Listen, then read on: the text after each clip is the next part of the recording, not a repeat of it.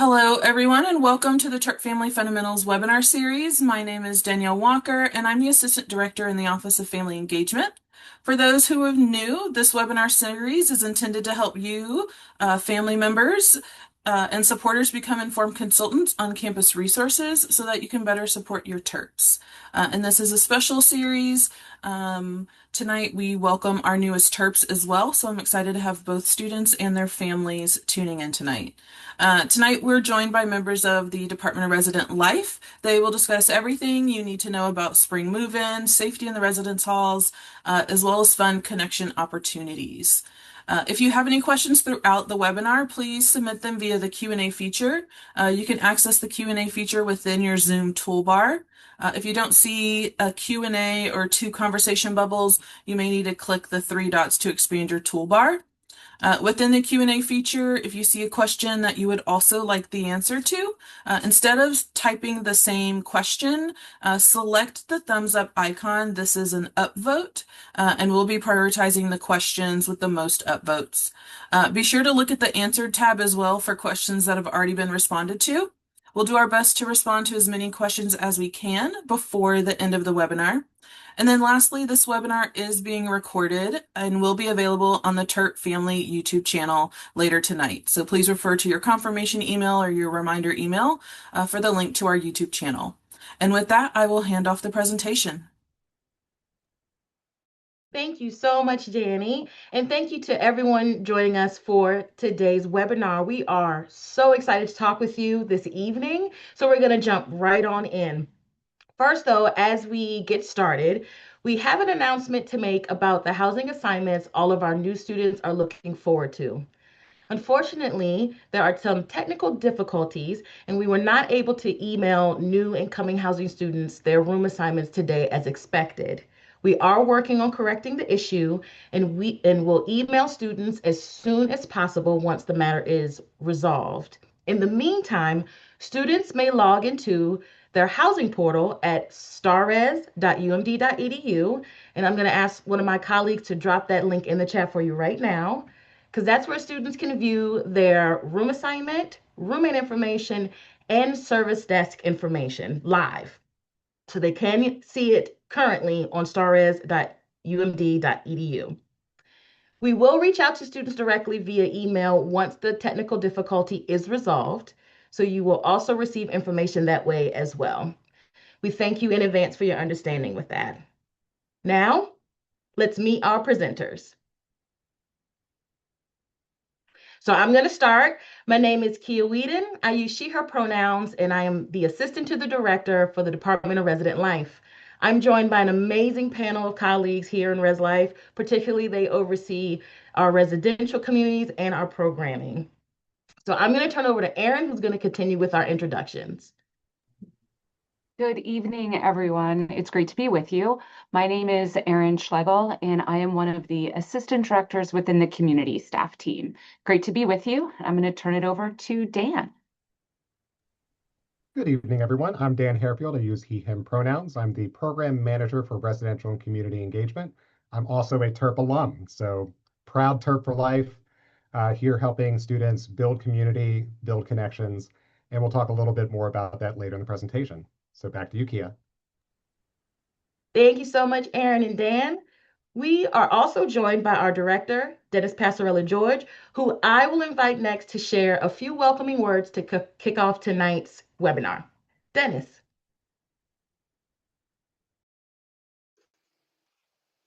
Kia, thank you, and good evening, everyone. I appreciate you all being with us this evening. And let me please just start by saying congratulations and welcome to all of you. We are thrilled to get ready to start the spring semester here on campus. And I want you to know that living on campus and being part of the Maryland residential experience is a once in a lifetime opportunity. It's a chance to be part of something that is extraordinary, meeting new people, engaging on campus. And I want you all to know that our mission across the Division of Student Affairs is that we want every student to thrive.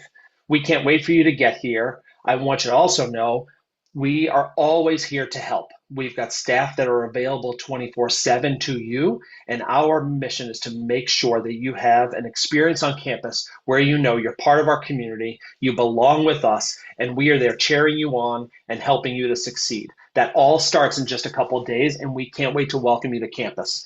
Uh, I hope I get to see you then. I hope you learn a lot tonight, and I can't wait for you to start your Terrapin experience with us. Go Terps. Thanks for being here, and have a great evening. Back to you, Kia. Thank you, Dennis. So, over the next hour, we'll dive into some helpful information to get you prepared for moving and living on campus. To ensure you are ready for moving day, we'll go over what you need to know before and on the day of your arrival on campus. We'll then discuss what to expect in your room and within the residence halls when you arrive on campus, along with tips on how to make your space your own.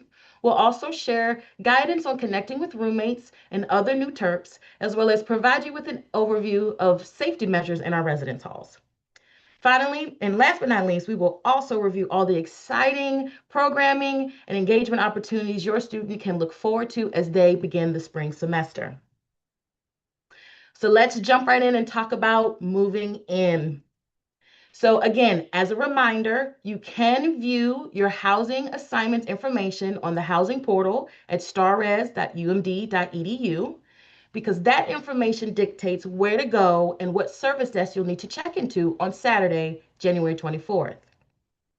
We recommend checking in and getting settled between 10 a.m. and noon on that Saturday because this time is dedicated to our new residents and will also give you ample time to join us at our new resident and family welcome reception that Erin will talk about a little later in our presentation. Regarding unloading zones and parking, once you enter campus, we ask you to make your way to your residence hall or service desk and then temporarily park your vehicle in the marked unloading zones for move-in. To help reduce wait times and keep traffic flowing, the unloading drop-off locations near residence halls are limited to 10 minutes. Unload your vehicle in 10 minutes or less and then relocate your vehicle to long-term parking. Honoring the unloading zone times helps out your fellow Terp families and residents by allowing them the chance to unload near their residence hall as well. And we thank you in advance for your cooperation in helping to keep that going smoothly. So I mentioned long-term parking. Those details are outlined in the Move-In Day website linked on our slide. We strongly recommend that you check out this information to help you map out your unloading and parking plans for move-in. We also recommend when thinking about unloading that you bring a dolly or a moving cart and hopefully two helpers to assist your student with moving in. This means having one helper to wait with the unloaded items at curbside and another helper to move your vehicle from the unloading zone to long-term parking while your student checks in at their service desk. The check-in process at the service desk is where we can then confirm arrival of the student and then the student gets their room key. And then after checking in, your student should return curbside to meet up with everyone so that you can bring your belongings into their room and begin unpacking and getting all set up. So what will you find when you get into the room? Each room has a standard furniture package for each student. That includes a desk, dresser, bed, mattress, and closet space. Students will also have access to wired and wireless internet, as well as free access to Xfinity on-campus streaming service. You can see a couple examples of furnished and decorated rooms here on the screen now, and we have more examples of our various room types on our website, which includes several resources to get a sense of the different styles of rooms and amenities each of our buildings and communities have. We have virtual layouts and 360 tours that will give you a visual look into our rooms. And if there is no 360 for your specific building, there's often a comparable one of a room within that community. So we've talked about knowing your room assignment, having a sense of the layout. The natural next step is to think about how to make it feel like your space. We encourage personalizing your space, but also want to remind you to keep a few things in mind as your student plans to move into our residence halls to create that home away from home feel. Since the room is a shared space, it'll be important to not only think about what it means to share a space with another person, but also encourage some discussion about what your student and their roommate plan to bring and use in the room as they coordinate and collaborate with the space. As a reminder, you can see your roommate information by going to the housing portal at starres.umd.edu. Once there, you'll click on the My Assignment link and you'll see the roommate information. Moving into a room that is a shared space means thinking about packing smart and bringing what your student actually needs as opposed to everything they own. So, for example, you might want to consider leaving some cooler weather clothes at home right now since it's a bit brisk, and consider maybe then bringing those types of clothes after spring break when temperatures begin to rise. As your student settles in, their room will initially have a standard layout, and furniture can be rearranged, but it cannot be removed. You can move the furniture as needed, but please make sure you do not block the air control systems like heat, air conditioning, and dehumidification. Some other pro tips for personalizing include bringing blue painter's tape and some poster putty so that you can hang up posters and pictures. Blue painter's tape is especially preferred for affixing LED lights to walls because it helps to minimize their damage. Speaking of, we suggest avoiding decorative vinyl decals. While they are promoted as easy to remove, they have caused notable damage to walls, floors, and furniture, which has resulted in some significant restitution. You'll see on the slide that we say, do not ship any items before your student has moved in. Instead, please plan for any packages or other deliveries to be shipped to campus after your student has arrived and checked into their residence hall. Shipping items early could prevent a delay in their ability to get sorted and then available to your student once they arrive. You'll also see highlighted here is a website that has a helpful list of items to bring and not to bring, including items related to fire and electrical safety, like e-scooters. They are not allowed in campus buildings, and students living on campus may not own nor register either one. So now we've talked about that. We're going to talk a little bit more about the roommate experience. So I'm going to turn it over to Erin, who will talk to us about that. Thanks, Kia. Hi, everyone. Good to be with you. All right, so like Kia mentioned before, you will view your roommate information via the housing portal. And we highly encourage our students to contact their roommate in advance to talk about the things that they should bring, what are the items they want to share, and what do they want things to look like in the room in terms of expectations. But for many students, having a roommate is a new experience. And so we encourage your student to reach out before move-in day to start to develop that relationship. Even when students may know each other from high school or childhood, they more than likely have never shared a living space with them, and that can be a really big adjustment for our students. Our best piece of advice that we can give our Terps who live in the residence halls is that the best way to have a good roommate is to be a good roommate. So these relationships are reciprocal, and not everyone has experience sharing a space with another person. So the importance of communication cannot be overstated. And so please encourage your Terp to communicate with their roommate, particularly if issues or concerns arise. It should also be noted that these spaces, many of them have been occupied for a semester. So your student will be moving into a vacancy in an existing space that's occupied. So if for some reason something seems amiss or your room may need some attention, please bring that to our attention upon your arrival so we can take care of that for you.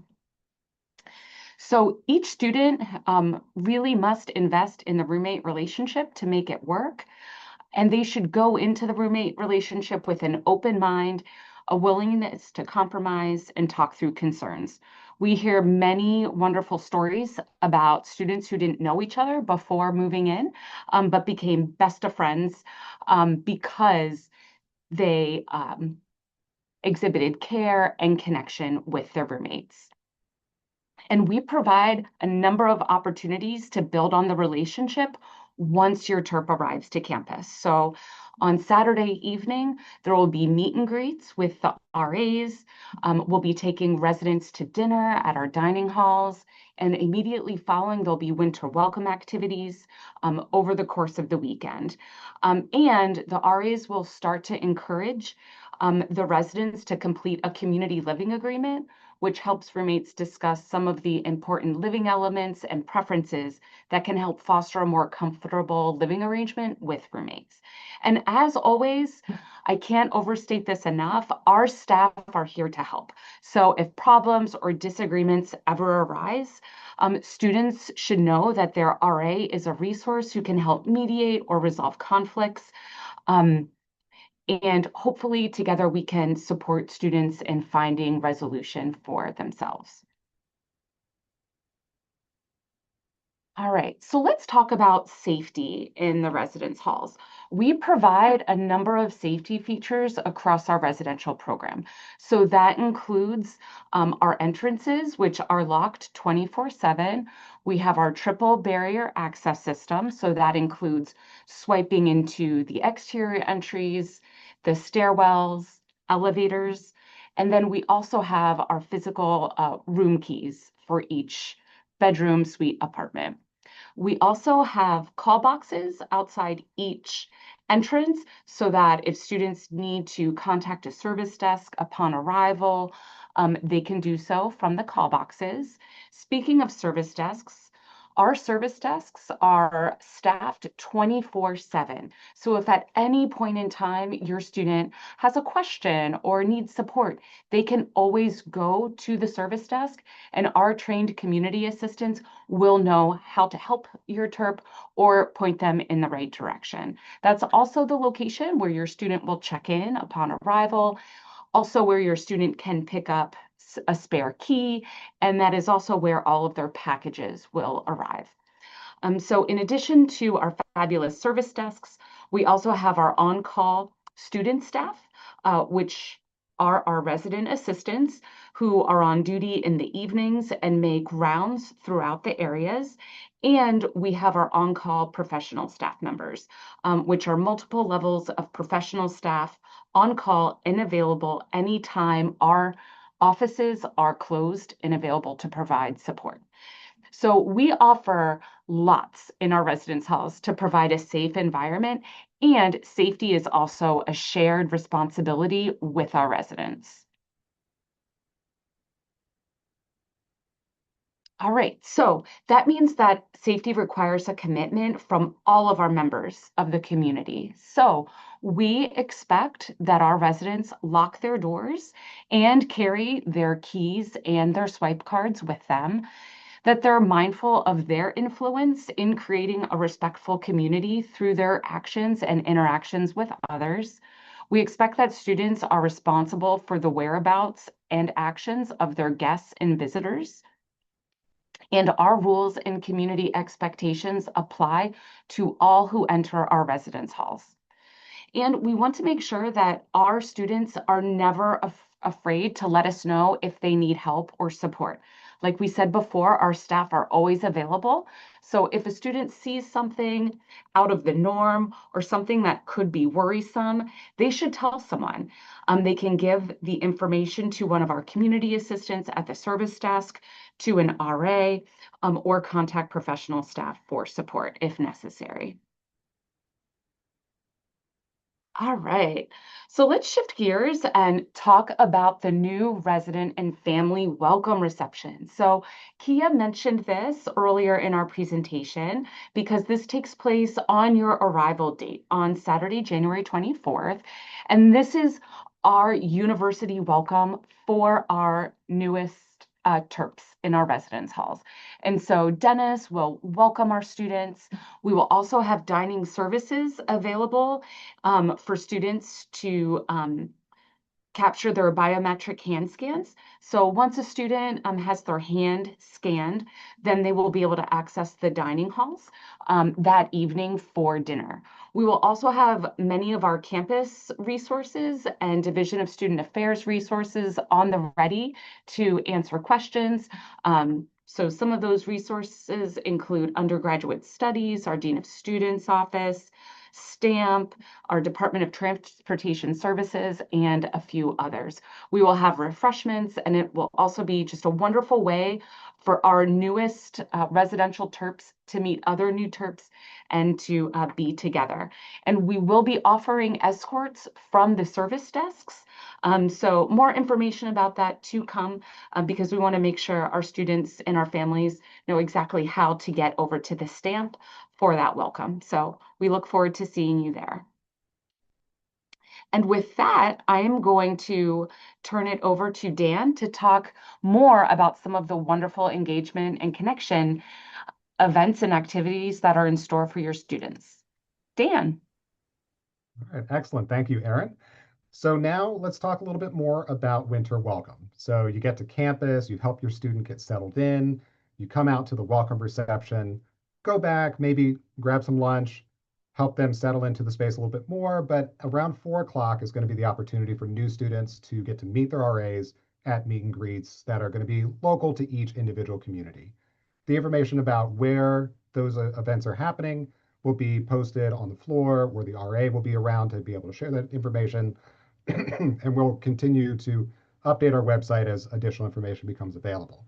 As Erin talked about a little bit earlier, RAs will then take new students over to the dining halls to have community dinners.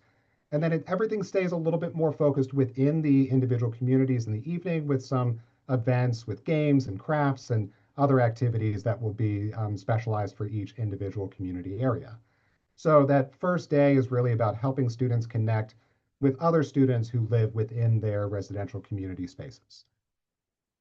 Then we move on to Sunday, and that's where it becomes a little bit more centralized. We're going to be hosting a few different experiences over in the Stamp Student Union.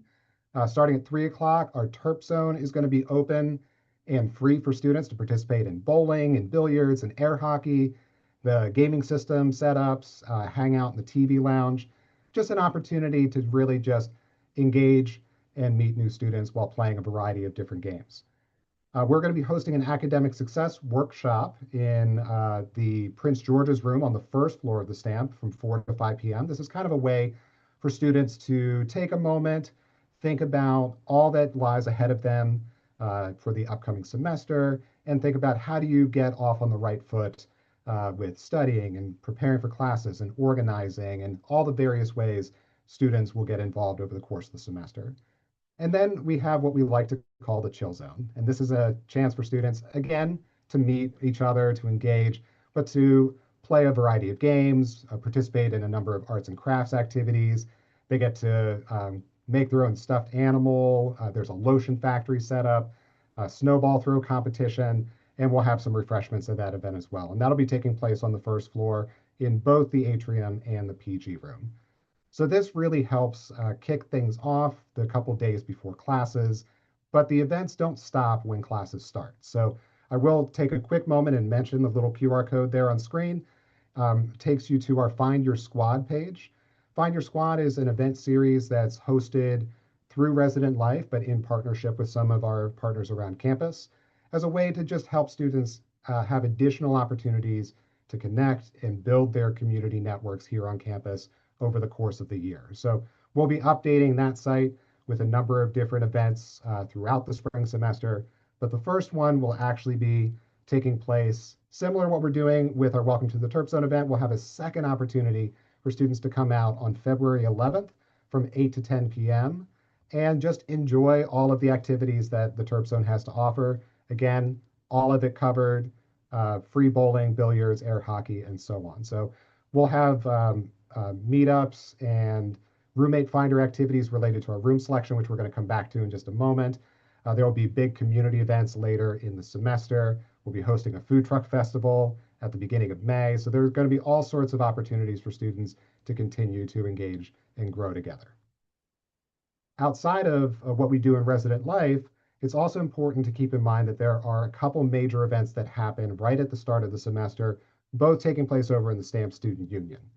In the fall semester, we host what's called the First Look Fair, which is where we take over McKeldin Mall and the 800 plus student organizations and activities and employment opportunities set up tables for students to find ways to get connected and involved on the campus, whether that's fraternities and sororities around the south part of campus, our athletics and sports activities that take place, all of our cultural meetup groups. So it's a great way to meet other students who have similar interests. We do a second look fair at the start of the fall or spring semester.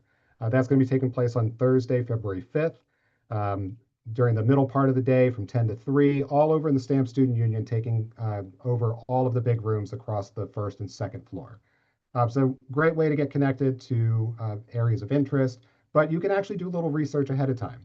The Terp Link website, as you can see there on the screen, is a chance to explore all of the campus organizations and see various events that are going to be taking place over the next couple weeks as we get into the start of the semester. So check that out, do a little bit of research ahead of time, but then go out to the event and learn about these groups in person and sign up for a few clubs and organizations. Beyond that, we have what's called the All-Nighter, which is another major STAMP event, kind of a milestone moment through the year, where the STAMP just gets taken over with all sorts of activities, games, movies at the Hoff Theater, performances, special lectures, and just all sorts of engagements to help students just have a ton of fun here at the start of the semester. This time around, it's actually called TerpCon. So going for the convention style situation, a little bit of gaming, a little bit of pop culture, all mixed together in the various activities that we're hosting throughout the STAMP. So a lot of ways to get involved. We'll be posting more information on our website, on our social media channels. TerpLink will certainly have a lot of this information posted. Posters and flyers across the residence halls will keep students up to date throughout the entire semester. So with that, I'm going to actually turn it back over to Erin to go back into that element of room selection, which is a big process that we do in the spring semester. Thanks, Dan. Yes. Soon after you arrive on campus, your student will see lots of information about staying on campus. That our Stay On campaign is the campaign we use to encourage our rising sophomores to stay on campus. We want them to be in our communities for sure their first 2 years on campus, because we know that's when it's most meaningful and most beneficial for students to live on campus. And we also do our best to house our rising juniors and seniors. So please be on the lookout for that information. And as we speak, the dining and housing agreement is available via the housing portal. So your student could complete that today. There is no obligation to completing the housing and dining agreement now. It basically just tells us in resident life that they would like to participate in room selection, and then our department will be in touch with more information about how that process works. And we've got many different options available for students. And we also want to make sure students have lots of opportunities to connect with other folks who they might want to live with in the future. So through the Find Your Squad platform, we will be offering several roommate mixers and opportunity to tour some different locations on campus. So please be on the lookout for that information. And we will have a Spring Stay On webinar on Monday, February 16th, similar to this webinar, where we go into more detail about what that process looks like. And there will also be a room selection workshop coming up in February as well. So we really hope your Terps make the decision to stay on. All right, and now that is everything that we have for you all. So I'm going to turn it back to you, Danny, for questions. Great. Thank you so much. I do want to make mention that on this last slide is the contact information. So if for some reason your questions aren't going to be answered during this time, please make sure you follow up with the Department of Resident Life directly. There were very few questions that came in, but there were some that I think would be helpful for the larger group to know about. It was mentioned that at move-in, you'll need your student ID to gain access to the building, most likely. Students should be able to receive their student ID at orientation. If you're not planning to attend orientation in person and you're choosing an online orientation, you can come when the registrar's office is open to get your student ID. So you'll be able to get that when you come on campus. And if you want to come prior to move-in, you're definitely welcome to do that. There was a question about receiving mail. So how can students receive mail at their residence hall?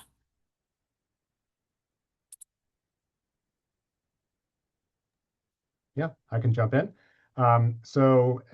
Students receive mail at the mailbox locations that are in the lobby areas of each of the residence halls, or if on South Campus, there are mailboxes that are centrally located in community cluster areas.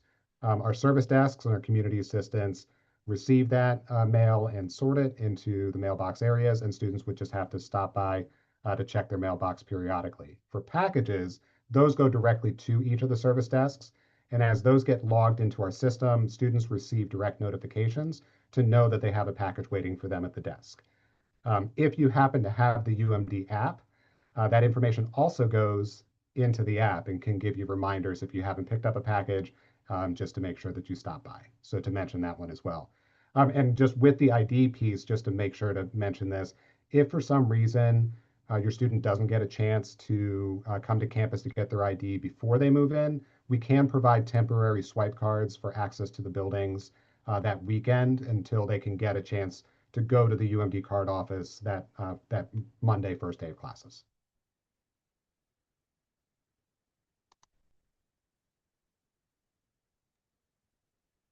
Great, thank you.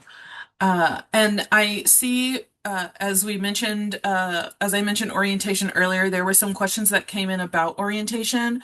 I will in the chat go ahead and put the website for orientation. I encourage you all to visit their website. They have information there on the program tomorrow, and then also the schedule for what the day looks like. So I encourage you to look at that. If family members are interested in attending orientation, there is a Terp Family Orientation Program. So I encourage you to visit the website as well. And at the top, there's a toolbar and you can search for the Terp Family Orientation Program, and the orientation team will be happy to assist you with that. Can you share about the process for students to do laundry in the residence halls? Sure, I can take this one. The laundry facilities are located within the residence halls or in a neighboring building, and laundry is free of charge because that is included in our housing fees. So it's free laundry. You will just be responsible for providing your own detergent. Can I also add on access to the residence halls, Danny? Sure. Like Danny mentioned, and we mentioned that you do need your ID card to access the residence halls. Upon arrival, the residence hall doors will be locked for safety reasons. If for some reason you're not able to get your ID at orientation, you can contact your designated service desk and we will open the doors for you and get you a temp swipe so you're all situated. And our staff will be on the ready, available near our service desks and the entrances to support students. So I don't want anyone to feel like they're stuck if for some reason they're not able to get their ID. Great, thank you. Uh, If a student is interested in working with resident life, where can they learn about the different opportunities available to them?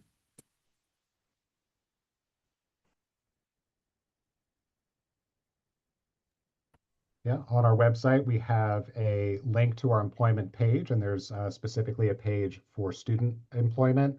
We have a variety of different options within our department. We have our resident assistants, community assistants, resident assistants being the students who live on the floors and help to build community, engage with the students in those areas of each of our halls. The community assistants who work our service desks, which are the 24/7 desks that Aaron mentioned in the safety and security part of the presentation.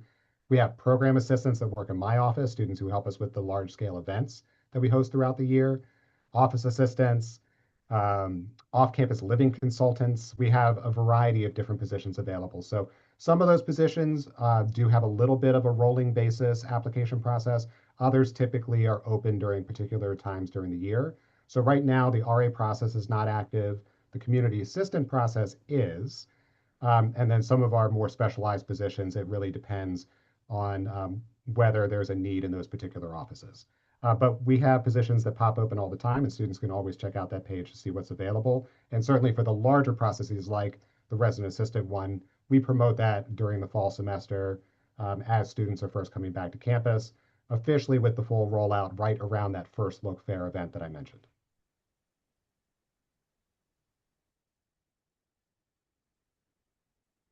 Great, thank you.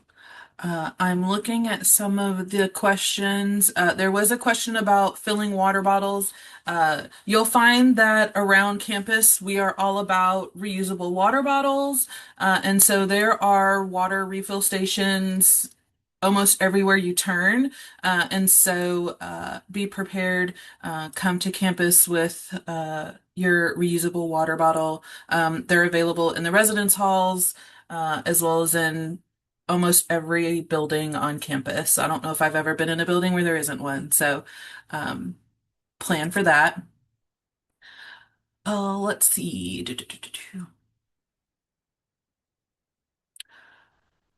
Um, does each hall have a kitchen area?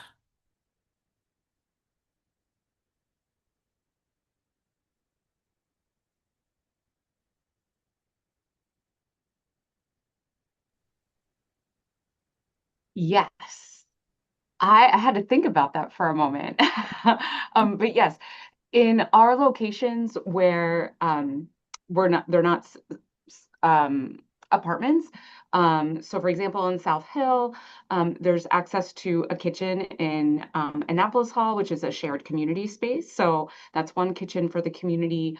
Or in our high-rise buildings, there are smaller kitchenettes in most of the floor lounges or off a multi-purpose room or in the lobby areas.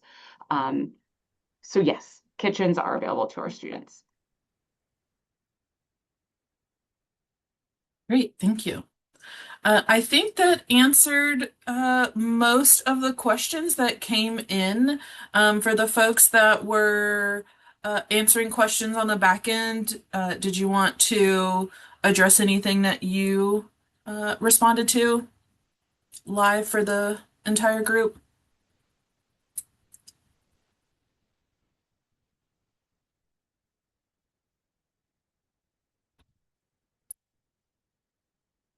I see there was a question about mini fridges and if there was an outlet. Uh, So each room has multiple outlets, and so you'll just want to make sure you work with your roommate to see what they are bringing and plan accordingly. Uh, and then in one of the lists provided, there's a what to bring, what not to bring. So make sure you're referring to that list as well.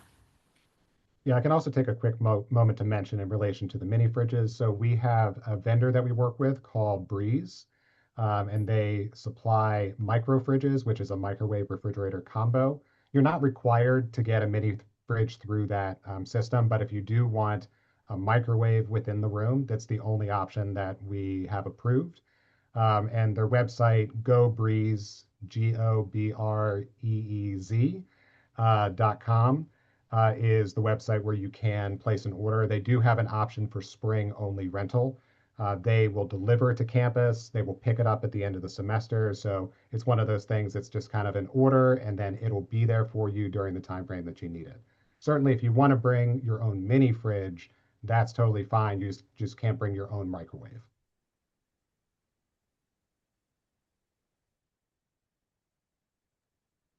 Danny, one question that I wanted to highlight to make sure that we just take a moment is about carts at move-in.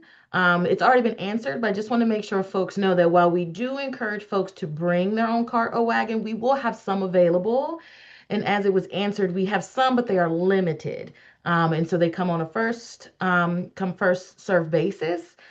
So we certainly can help provide some help with carts, but they are limited. So that's why we often ask you if you are able to bring your own cart or your own wagon. Great, thank you.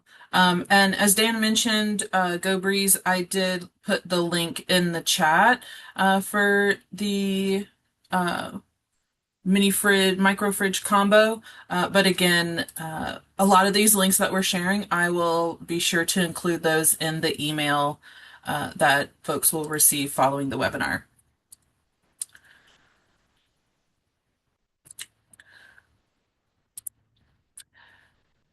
Um, is anyone on the call, are you all able to answer questions about parking and residents having a vehicle on campus?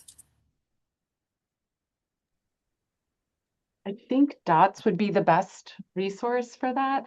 And I will say that DOTS staff will be available at the parent and family welcome, but I would suggest going to their website directly and engaging with them at our welcome, since they're the experts in that regard.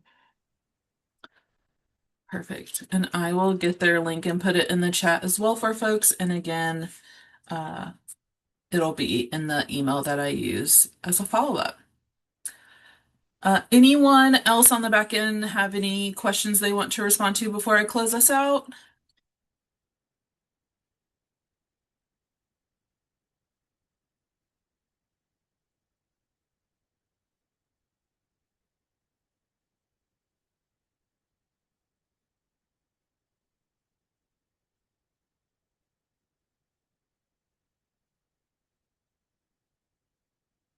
Perfect. Well, thanks everyone for taking the time to join us this evening. Contact information for Resident Life is on this slide, so if you do have any remaining questions, please reach out to their team and they'll be happy to assist. As I bring this webinar to a close, I'd like to remind everyone that a recording of this webinar will be available on the Terp Family YouTube channel later tonight. You'll also receive an email with a link to the recording as well as a survey. So please let us know how we did, how we can improve on future webinars, as well as any other topics that you'd be interested in learning more about. We welcome your thoughts. Thanks again, everyone, for joining us, and have a wonderful rest of your evening.